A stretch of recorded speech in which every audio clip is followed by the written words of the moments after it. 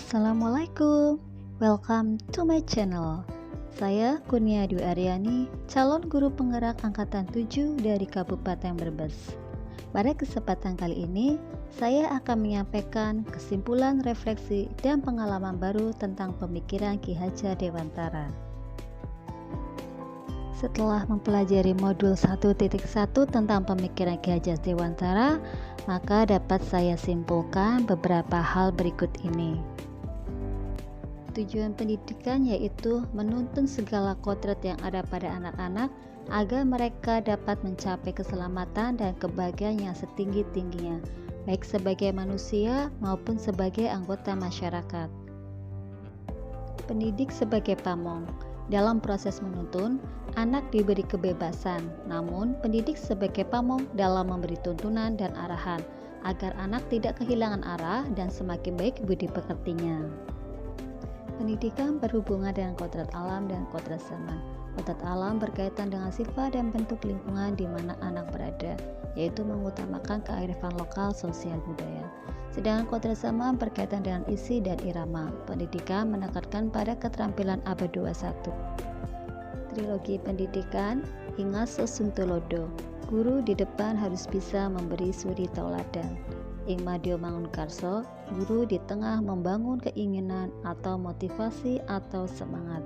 Tuturi Handayani, guru di belakang memberi dorongan kepada murid.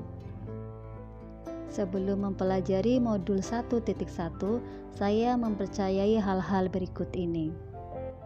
Yang pertama, guru sebagai pusat pembelajaran. Guru merupakan satu-satunya sumber belajar. Guru akan sangat aktif menjelaskan pelajaran, sementara murid menjadi pendengar dan pemerhati yang pasif. Akhirnya, murid akan menjadi malas untuk aktif dalam pembelajaran yang saya berikan. Selanjutnya, semua murid itu sama.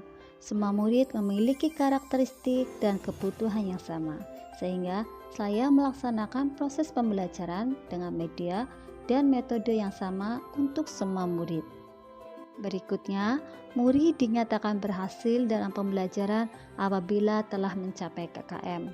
Sedangkan murid yang belum mencapai KKM yang telah ditetapkan dianggap belum berhasil menuntaskan pembelajaran. Saya juga beranggapan bahwa pemberian hukuman akan merubah perilaku murid menjadi lebih baik. Pemberian hukuman ini biasanya diberikan untuk menyadarkan murid yang telah melakukan kesalahan atau melanggar peraturan-peraturan yang telah ditetapkan, dengan harapan murid tidak lagi melakukan kesalahan yang sama. Pembelajaran selalu dilaksanakan di dalam kelas. Proses pembelajaran akan lebih baik dilaksanakan di dalam kelas agar murid lebih fokus dalam belajar, karena tidak terganggu aktivitas luar kelas dan mengganggu kelas lainnya. Yang terakhir, pembelajaran akan mudah dipahami murid apabila suasana kelas tertib dan tenang. Kelas yang tertib dan tenang menjadi dambaan guru dan murid, sehingga guru akan sering menegur siswa yang berisik, ngobrol, dan hiperaktif. Setelah mempelajari modul ini, pemikiran atau perilaku saya pun berubah. Pembelajaran haruslah berpusat pada murid, yaitu menghamba pada anak. Pembelajaran yang berpusat pada murid dapat mendorong murid terlibat secara aktif dalam membangun pengetahuan, sikap, dan perilaku. Selain itu, guru bukanlah satu-satunya sumber belajar. Selain guru, masih ada sumber belajar lain seperti buku, internet, bahkan lingkungan sekitar. Oleh karena itu, guru dituntut aktif untuk mendorong siswa kreatif dan berpikir aktif. Setiap murid memiliki keistimewaan masing-masing. Setiap anak memiliki kecerdasan dan keunikan masing-masing. Jadi, guru harus mampu menggali, mendukung, dan mengembangkan kompetensi murid. Guru berperan sebagai pamong.